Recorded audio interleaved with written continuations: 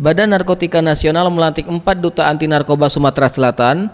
Kegiatan ini dihadiri Gubernur Sumatera Selatan Herman Deru, Kepala BNN Republik Indonesia, Komisaris Jenderal Polisi Heru Winarko, dan Kepala BNN Sumatera Selatan Brigjen Pol John Turman.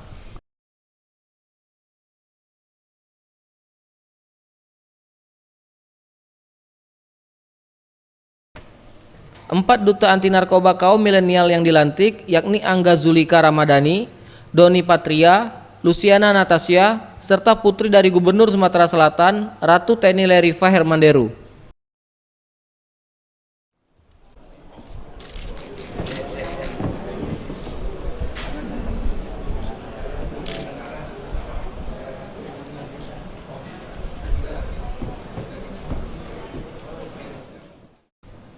Gubernur Sumatera Selatan Hermanderu mengatakan, duta anti narkoba milenial ini akan bertugas memberikan sosialisasi kepada sekolah-sekolah karena segmen yang paling banyak dimasuki para pengedar yakni generasi milenial.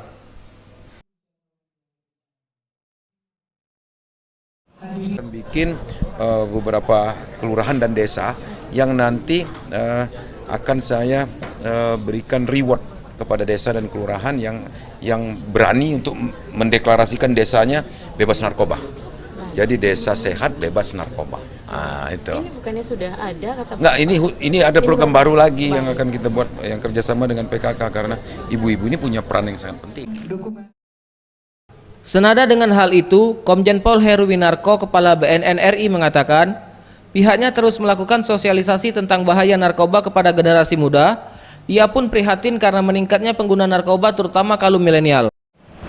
Nah sekarang tahun ini hasil penelitian kita malah kan udah bergeser. Yang tadinya pekerja lebih kurang 60 sampai 70, sekarang malah milenial, generasi muda yang tadi cuma 30-40 menjadi 45-an.